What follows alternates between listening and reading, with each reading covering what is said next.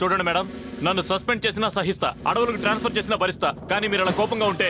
అయ్యా నిప్పు నిరంజన్, నాకు మీ మీద ఎటువంటి కోపం లేదు, వస్తాను.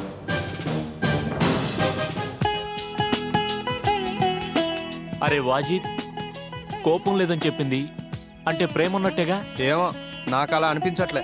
మీ మీద ఓ వేస్ట్ ఫెలో అన్న ఒపీనియన్ చాలా స్ట్రాంగ్ గా ఉన్నట్టు అనిపిస్తుంది. నా మీద కోపం తర్వాత ముందు మేడం గారిని ఎలా లైన్లో పెట్టాలో ఆలోచించండి. అనవసరంగా ఆ కాదంబరిని తిట్టి మీ పీకల మీదకి తెచ్చుకున్నారు. కాదండి సార్.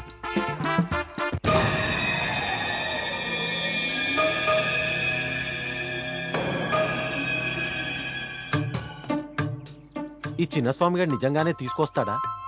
తీసుకొచ్చినా గౌతమి వస్తుందా? వస్తుందిలే. మేడం, అదిగో వాడే. చూసారా, పచ్చి నెత్తురు తాగే నరమాంస రాక్షసులా లేడు? అలా ఏం లేడే, మామూలు స్టూడెంట్ లానే ఉన్నాడే. అబ్బా, మిమ్మల్ని ఎవరైనా చూస్తే డాక్టర్ అనుకుంటారా? స్టూడెంట్ అనుకుంటారు. వాడు అంతే, చూసారుగా. పదండి, అతనితో మాట్లాడాలి. అయ్య బాబోయ్, వాడితో మాట్లాడతారా?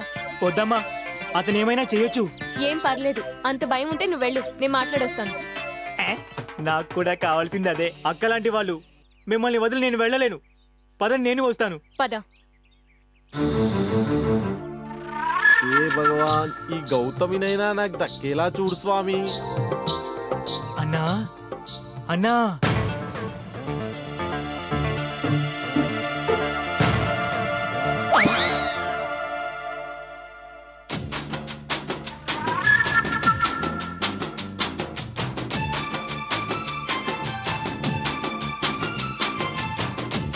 ఏట్రోయ్, వచ్చినట్టుందే.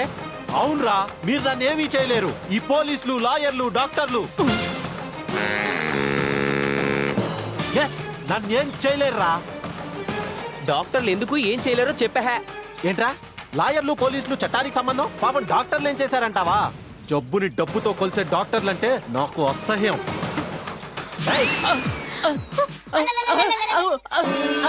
ఇంకో మాట ఇక్కడ వినిపిస్తే ఈ వాటర్ ట్యాంక్ నెత్తురు మడుగవుతుందని చెప్పు. వెళ్ళమనా?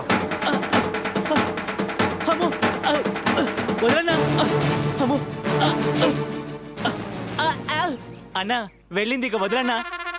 అమ్మో, ఎలా ఉందిరా మన యాక్టింగ్? కొంచెం ఓవర్ అయినా ఓవరాల్ గా బాగానే ఉందన్నా. మీరు డబ్బులు ఇవ్వకపోతే ఇలానే పిచ్చెక్కిస్తా. ఎప్పుడు ఇస్తారు? అంటే ఏంట్రా, ఇలా విసిగిస్తే డబ్బులు ఇచ్చేస్తాం అనుకుంటున్నావా? అనుకోవడం కాదు, అదే నిజం. చెప్పండి, ఎప్పుడు ఇస్తారు? రేయ్, బచ్చగాడిలో ఉండు. ఎక్స్ట్రా చేసావనుకో ఏం చేస్తారు? చంపుతారా? చావుకు భయపడేవాడు బతకడం వేస్ట్. చెప్పండి, ఎప్పుడు ఇస్తారు? జైఫాల్, జైఫాల్, జైఫాల్ ఎక్కడ? ఈయన వచ్చాడేంటి? నేను వచ్చినట్టు ఈయనకెలా తెలిసింది? జైపాల్ సంగతి ఇప్పుడు ఎందుకు, వాళ్ళు లేడు. అయినా మీరు చూడండి సార్, నిద్రపోతుంటే బ్యాగ్ లో నుంచి డబ్బులు దొంగతనం చేస్తుంటే. ఏంటి, నేనా? మరి వీళ్ళ చదువుకున్న వాడివి, నీకు ఇవేం ఫల్లయ్యా? సార్, నేను దొంగతనం చేయడానికి రాలేదు సార్. మరెందుకు వచ్చారు సార్? బాకీ వసూలు చేయడానికే? అవును సార్. వీడిని డిస్మిస్ చేయాలి. పదరా నా రూమ్కి. రేపు ఉదయం తులసి సార్ ముందు పెట్టి. సారీ సార్, నిజానికి ఒక చిన్న రంధ్రం పెద్ద ఓడను ముంచుతుంది. అలాగే ఒక చిన్న తప్పు మనిషిని ఇలా ఇంటిని షిఫ్ట్ చేసేలా చేస్తుంది. అర్థం కాలా? నువ్వు మైనర్వి, నీకు అర్థం కాదు. లేదు, నేను మేజర్ని. నేను చెప్తున్నా కదా, నువ్వు మైనర్ అని. డోంట్ టాక్ అంటే డోంట్ టాక్, అంతే. పెద్దవాళ్ళం మాట్లాడుకుంటున్నా కదా, మధ్యలో మీరు రాకండి. చెప్పండి మేడం, నేను చేసిన తప్పేంటి? నేను చేసిన పొరపాటు ఏంటి? మీ ఇంటి పక్కన ఉండటమే నేను చేసిన నేరమా? మిమ్మల్ని ఉగ్రవాదం నుంచి కాపాడే ప్రయత్నం చేయడం నేను చేసిన పాపమా? చెప్పండి మేడం, చెప్పండి. అది కాదండి. వద్దండి, నో మోర్ ఎక్స్ప్లెనేషన్స్. చూడండి, అనవసరంగా నా వల్ల మీరు పొదరిల్లు లాంటి మీ ఇంటిని వదిలేసి వెళ్తున్నారు. నమస్తే సార్. ఏంట్రా, మళ్ళీ ఏమైంది? మళ్ళీ చెప్పాలంటే నాకే సిగ్గుగా ఉంది సార్. వద్దు సార్, నేను మా అమ్మ కలిసి ఇంత విషయం తాగి చచ్చిపోతాం సార్. ప్రతి చిన్న విషయానికి చావు దాకా వెళ్లాల్సిన అవసరం లేదురా. అలా అని పెద్ద సమస్య వస్తే చావమని కాదు అర్థం.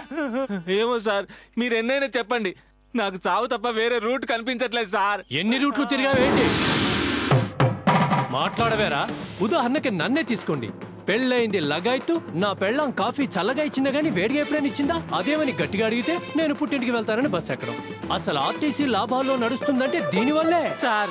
మీ కష్టాలు చాలా చిన్నవి సార్. అవునరా, ఎవరికైనా ఎదుటి వారి కష్టాలు చాలా చిన్నవిగా కనిపిస్తాయి. ఏంటి సార్ చిన్నవి అంటారు?